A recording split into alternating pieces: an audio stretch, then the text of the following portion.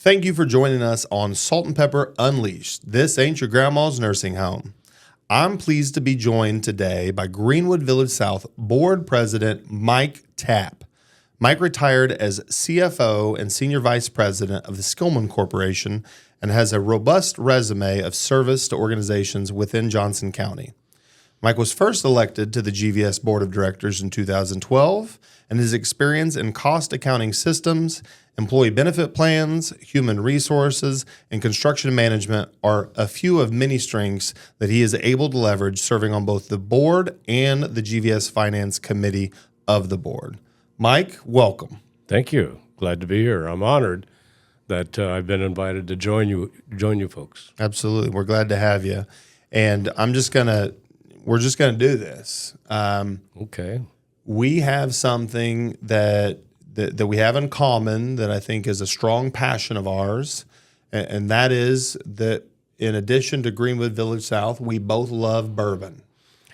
Yes, we have that in common. And it tends to be a topic of conversation most times that we interact. It tends to be the gift that we exchange with each other most times. And so what better way to start the podcast than with a little toast and a little warming of our spirits with some good old Woodford Reserve. It sounds like it's very beautiful. Okay, let's do it. To quote Donald. Quote Donald. Very beautiful. All right. Nice room temperature. Usually like mine chilled. Are you a chilled? No, it's fine. Actually, this looks like maple syrup. You sure this is? Oh, never mind. They'll never know. All right, sir. Cheers. Cheers to you.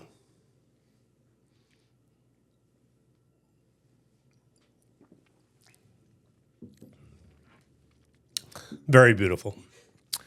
My grandfather, one of my favorite memories of him, he'd take a swig and then he'd say, "Smooth."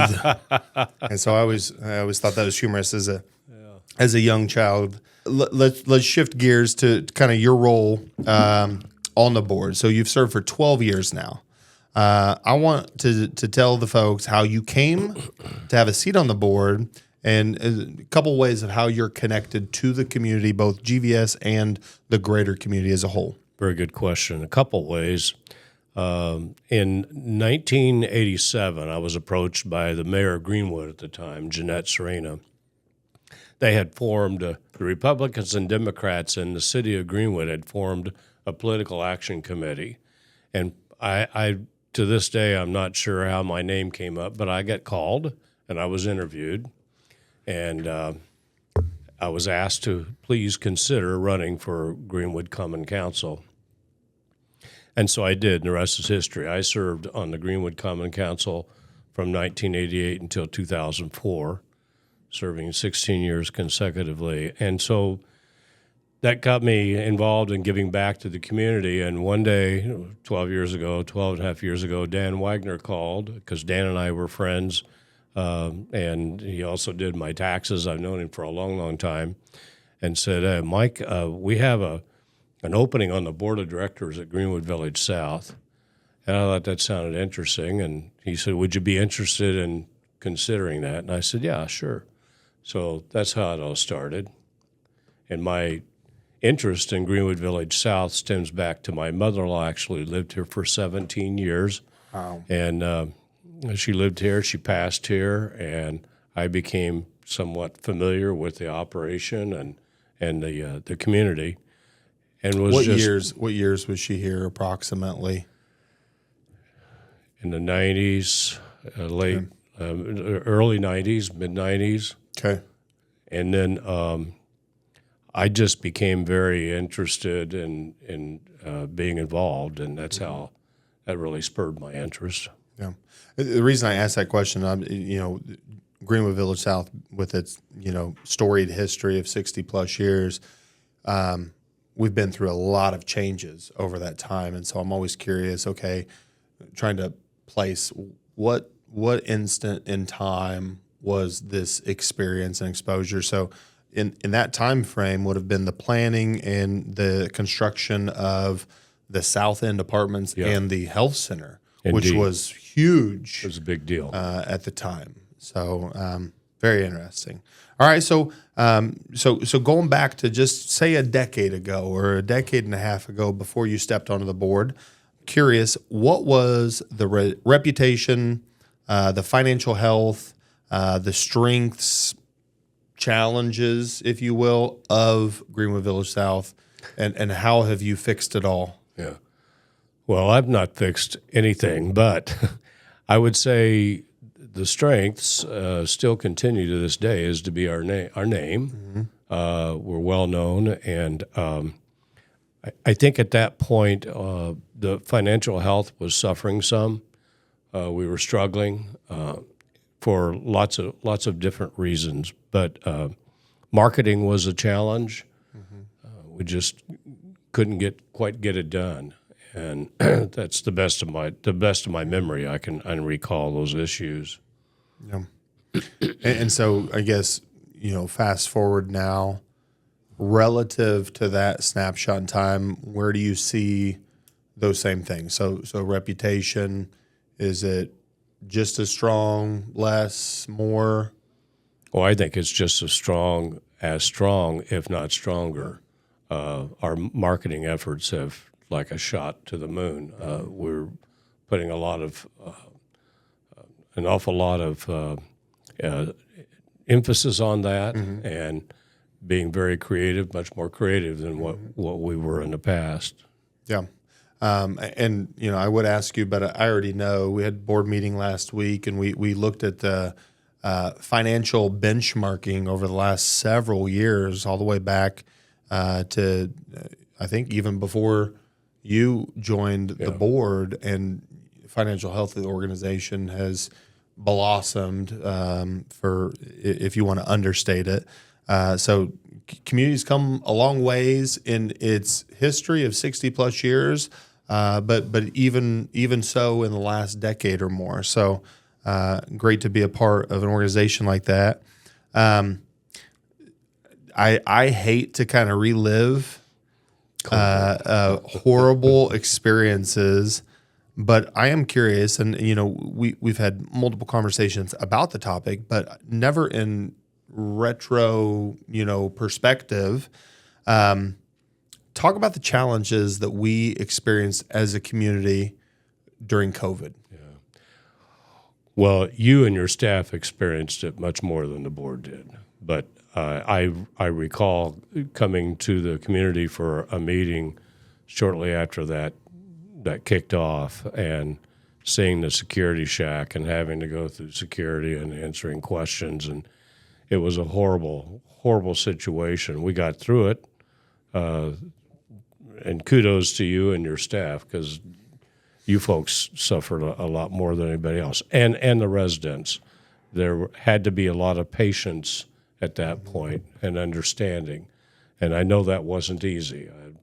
We've touched that a few times, and I just remember the masking and the security shack was not a lot of fun during those days. I tell you what was less fun, staffing it. Oh, sure. That was less fun. Yeah. Definitely, I'd say we learned a lot through that experience. There was something that happened, and this is by just pure dumb luck. So I got to GVS as executive director. I started in February of 2019, and COVID hit almost exactly a year later, so March of 2020. And I remember one of the very first things that I recognized when I became the executive director is that the bylaws of the organization were pretty restrictive in terms of what the board's actions could be and how they could take action on various matters.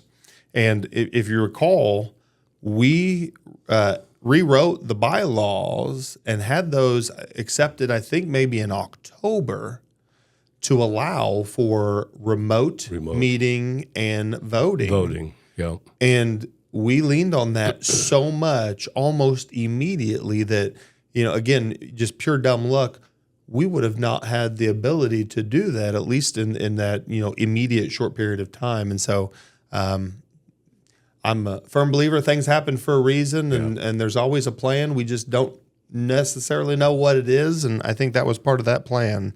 But yeah, a lot of takeaways from that. And I just want to say a huge kudos, thank you to you, the rest of the board, and like you mentioned, the residents. So much grace was provided to this team from the residents, but so much support from the board in so many different ways. And so I do want to, I don't think I've ever sincerely and personally thanked you for that support, but it meant the world to not just me, but the entire team. Well, if you really want to thank me, this is empty. That's not a Mike Tapp size bottle of bourbon, is it? All right, so let's go to the next one here. We've got this upcoming silver wave of seniors, and maybe you can even talk about the board summit that we attended here. Would have been a couple months ago now. How do you see the silver wave impacting Greenwood Village South, and how do you feel Greenwood Village South has and is positioning itself to accommodate this wave? That's a good question. I did attend the board summit in Minneapolis and had a great opportunity to meet other board members from across the country that are LCS managed communities. And it was a really eye-opening, very interesting and educational opportunity to talk to these other people and hear some of their thoughts. The silver wave is going to blow us up. The age of the folks with the boomers, that we are going to have to get very, very creative and be ready to expand. It's an exciting opportunity. And Jordan and your team, I know we're going to be working closely with that endeavor. Mm-hmm. Absolutely. Yeah, and you know, there was at the board summit, LCS hosted that, and I think there were of its 60 to 70 not-for-profit communities, about half of them were represented there with board members and leadership, and then obviously, you know, different realms of professionals presenting on their, you know, expert subject matter. One that there was an image that we saw on a specific presentation that I can literally recall in my head now, and I've used it in multiple presentations myself, and it was showing the population growth of that silver wave. And so a lot of times when people think of baby boomers, they think of how many folks are turning 65 each day, right? And so that's historically how we've measured that. The silver wave is we're measuring how many folks are turning 80 every day. So here we are 15 years later. Right. And you know, as they age, well, 80 that's when people move into Greenwood Village South, into independent living into Greenwood Village South. And so that's the age that we're more, I think, in tune with. And that number is set to triple by 2050. So in a mere 25 years, that population tripling, which is just an astronomical amount of growth compared to what this industry has ever seen. And so it is, you know, it's amazing to know that we're getting ready to break ground here in just a few months on kind of a phase one expansion that will, you know, add opportunity for growth, but also kind of revitalize and reimagine the community. But to your point, always looking ahead and you know, what other opportunities are out there, and making sure that we're poised to take advantage of those when they present themselves. Right. And so with that, leading up to this expansion, what has yours and the other board members' roles been in kind of getting from conceptually conversing to master planning to development planning to we're getting ready to break ground in a few months? I think the best way I can answer that, Jordan, would be to say that first of all, we're all supportive unanimously. But as far as our involvement in this upcoming project, we will hover at a 30,000-foot level and let the operators do what they do best, construction management company and all the contractors. But we're very, very supportive. whatever we can do to continue to be supportive and approve and so forth, we're on board. Yeah. And obviously appreciate that. But one thing I will say is you in any board meeting, when I present something, you're the first person I look to. And the reason I look to you is I know that no matter what, no matter how you feel about something, I'm going to get the honest response. And sometimes it is emphatically supportive, and sometimes it's, what are you thinking? And I love that so much, because that's exactly, I think that's a testament to the strength of our board in general, just that 30,000 foot approach. But the fact that if I need punched in the gut, because I got a harebrained idea, I'll let him do that. Yeah, well, that's not going to get him very far. But I appreciate that so much about you. And I even remember early conversations. This is a couple years ago, and we were talking about this development, and you just asked such a blunt question to my supervisor at the time. And the question was, what development company are we going to go with? Yeah. And so Life Care Services, LCS, has their development arm, LCS Development, which we know now is our partner. And when my boss was first talking about that, it was almost an assumed conversation and partnership. And you said, well, what in the hell makes you think we're going with them? I think I did say that. And he paused, and I paused, and I looked at him, and we made eye contact, and he backpedaled, and he said, all right, let's start the conversation from the foundation. And we did that. And I'm glad that you asked the question that you did in the way that you did, because those are the these tiny instances that keep us honest when it comes to the future of an entire organization. And so I remember that so much.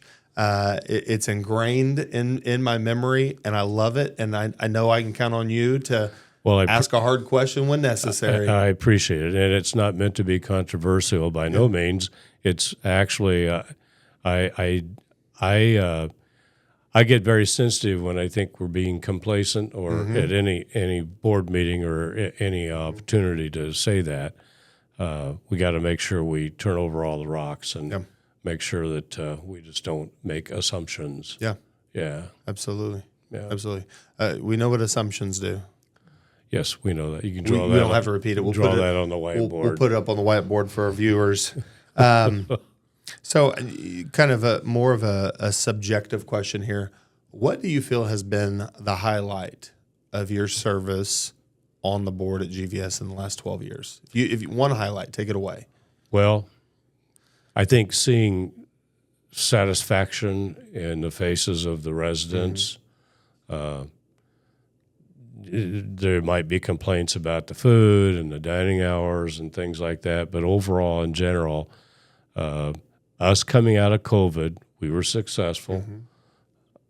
And just knowing that it's never greener on the other side of the fence. We know that, but we did a pretty good job at planting some grass seed on the other side of the fence. We did. And seeing just the signs of satisfaction and smiles. Yeah.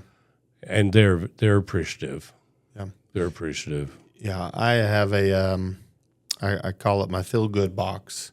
It's a box I keep in my desk drawer that over the years, any really meaningful thank you card or handwritten note that I've received, whether it's residents, coworkers, colleagues, team members, family members, ones that really touch me, those go in that box. And I think during and through the recovery of COVID, I think that box was filled at least 50% of the way just in that time frame over the last 10 years. Sure.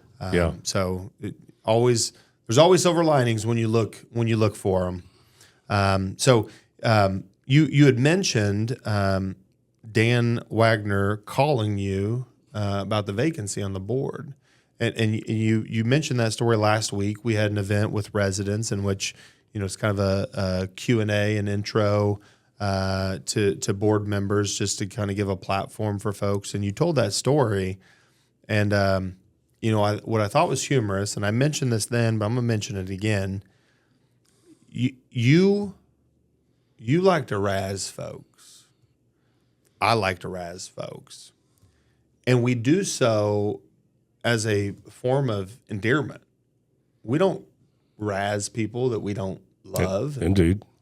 And you do that. And what I find amazing is they razz you back. And you can see that reciprocal relationship. And it is in such a positively sincere way. But I just love the fact that you got up there, and every chance that any of your close friends that also serve on the board got, they were giving you little jabs here and there. And then I got up there and corrected your story that when Dan Wagner called you, you were actually the 19th person on the back side of the list. The first 18 said no. No, I'm just kidding. That's not true. But I have a feeling now that I've told that joke twice that some people will walk away with it as reality. It's all about the love, Jordan. Yeah, it's just all about the love. It is. It is indeed. Well, here's something about Dan. When the mayor called me, Mayor Serena called me, and she even alluded to some of her friends in Greenwood. She was a staunch Democrat, and I knew if I wanted to get elected, I had to be a Republican. Anyway, not to get into politics, but she said, you probably know Dan Wagner. You're welcome to attend our citywide political party meetings at phone booth on Main Street and 30. No Main kidding. Street and 31. It was a joke, of course, but she says you only get 3 people in a phone booth. That's how many people normally come. No kidding. But Dan Wagner will be there. No. Now he might disavow that, but we'll let him. Well, speak to that. I'll put that in the cap, and I'll pose that to him at some point in the next board meeting. Yeah. All right, we're going to close this out, and this is a kind of one of those soft questions. And whether it's GVS, your role on the board, but just life in general, if you were remembered for only one thing, what would it be? Well, I think it would be my willingness to give back to the community. Yeah. Pretty simple. I mean, I not everybody loves everybody, and I'm sure being in politics for 16 years, I had some enemies. Everybody does when you're in that position, but I've just always felt like it was important to give back because we're all blessed, and you got to try and give some of that back and just nurture the community. Yeah, absolutely. Yeah. Well, sir, you've done a very good job of it thus far, and look forward to Thus far. Thus far. I mean, that's an implication of I hope that you continue. But I appreciate everything. Appreciate you coming on the show today, and we'll get these refilled for next time. We appreciate you, buddy. All right. Appreciate it. Thank you. Thank you. Thank you.